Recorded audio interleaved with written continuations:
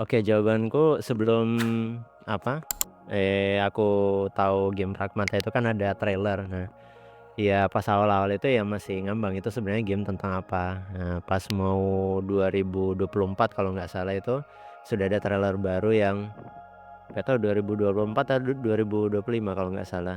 Itu ada satu trailer yang menjelaskan, oh ternyata ini game shooting gitu, first person. Cuma yang cukup menarik dari gameplaynya itu kok ada ini, ada anak cewek digendong di punggungnya si karakternya itu. Ya itu ekspektasinya itu kukira mungkin game apa gitu, simulasi apa, ternyata game shooting. Kalau misalnya ada yang nanya game Pragmata itu game apa gitu kan, ya mungkin karena aku udah tamat ya, bukan tamat main sih, aku sebenarnya nggak main, cuma aku nonton streamernya Resilor ID gitu kan. Good job Resilor ID, streamer keren sih. Aku bakal bilang ya ini sebenarnya game untuk simulasi para ayah. Game parenting gitu.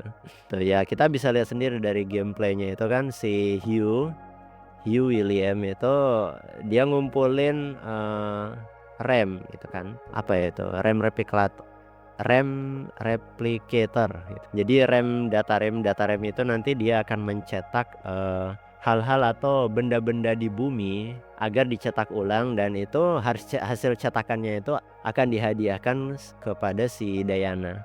Dan kita bisa ngeliat sendiri ada ikatan batin antara si Diana dan Hugh William.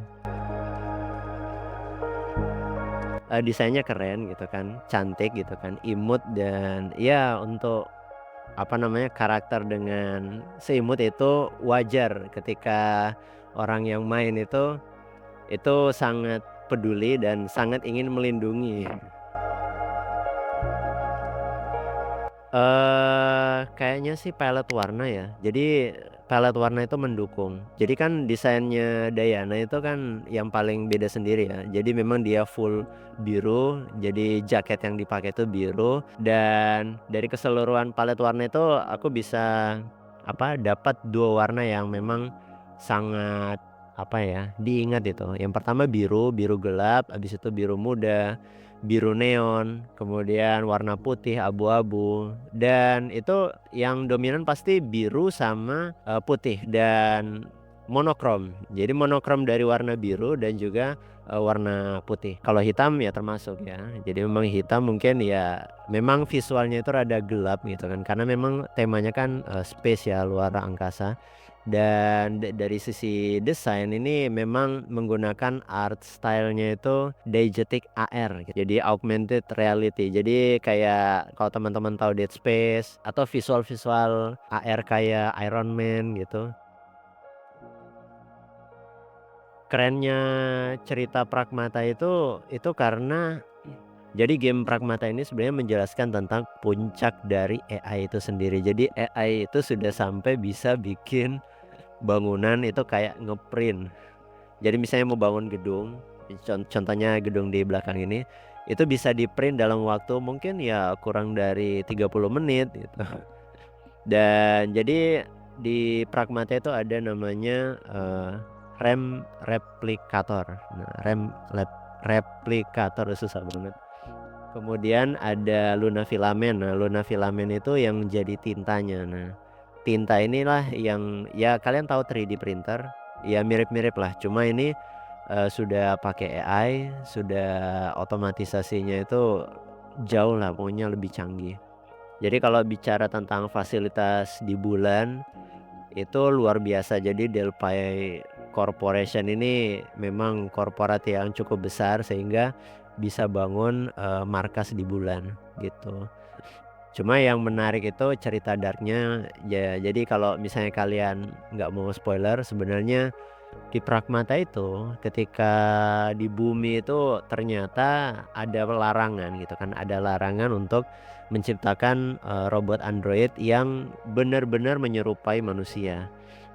Nah, masalahnya ketika di fasilitas di bulan ini ternyata mereka menciptakan itu, yaitu dua Pragmata. Pragmata itu bukan sekedar Android, tapi Android yang diciptakan dengan struktur, dengan AI, dengan kualitas bahan sintetis yang memang bisa dibilang 98% ini mirip dengan organ manusia gitu. Tapi ya tetap sintetik ya, tetap sintetis.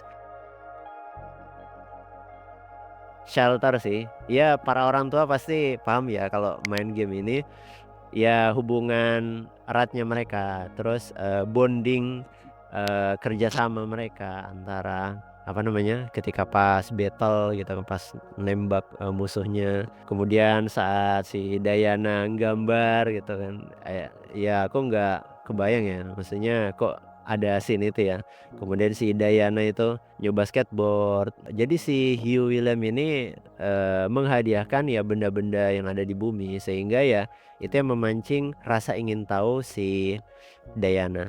Dan ini menarik bagi orang tua. Jadi sebenarnya memang tugas orang tua itu mengenalkan banyak hal kepada anaknya. Jadi berharap anaknya ini bisa menjadi anak yang baik, lebih baik daripada orang tuanya.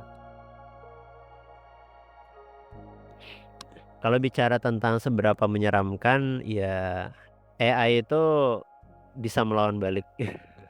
Yang menyeramkan itu ketika AI itu melawan balik. Jadi memang semua data-data yang kita punya itu kan kita serahkan kepada AI.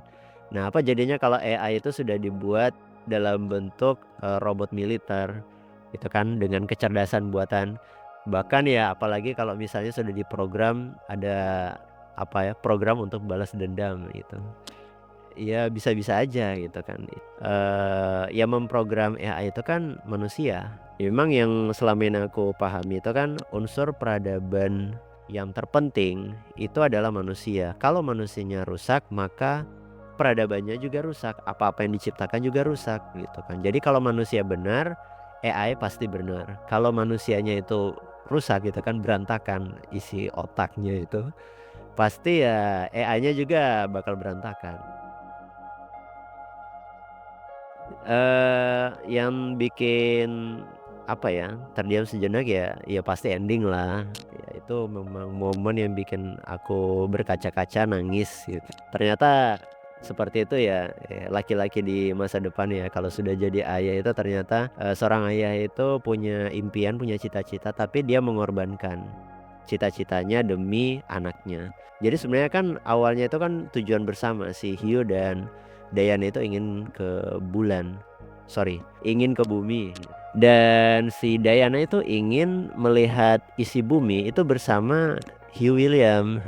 Cuma masalahnya tidak terjadi ketika di endingnya itu. Ini spoiler ya gitu. Itu yang bikin kita itu nangis, dan kita tuh baru sadar bahwa ternyata seorang ayah itu menyembunyikan rasa sakitnya itu di depan anaknya gitu kan. Makanya kan digambarkan Pragmata itu kan si Hugh William itu selalu nutup muka, pakai kostum.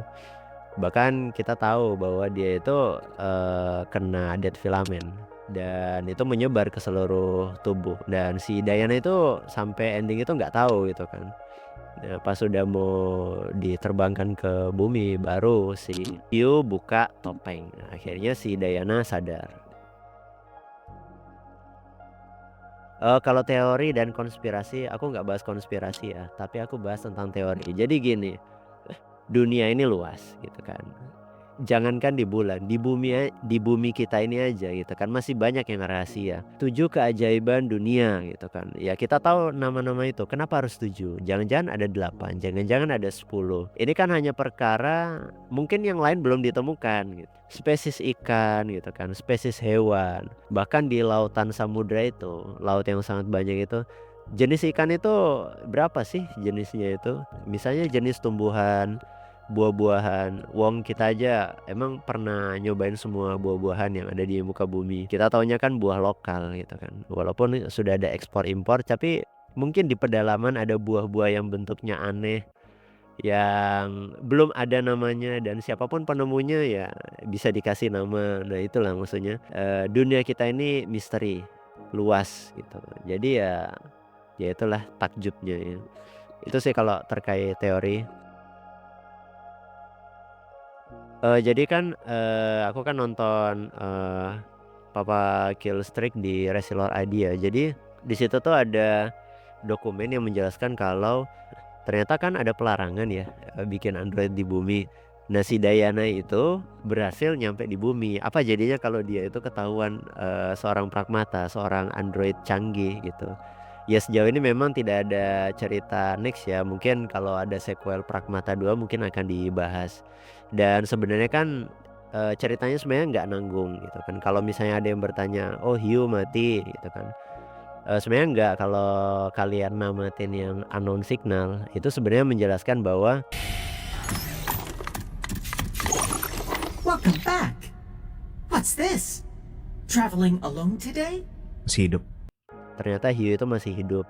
Oke, sekian, itu aja sih, apa namanya, wawancara buatan sendiri. Ya ini jujur sebenarnya pertanyaan-pertanyaannya ini memang ya aku minta Claude AI buat bikinkan gitu kan dengan berbagai macam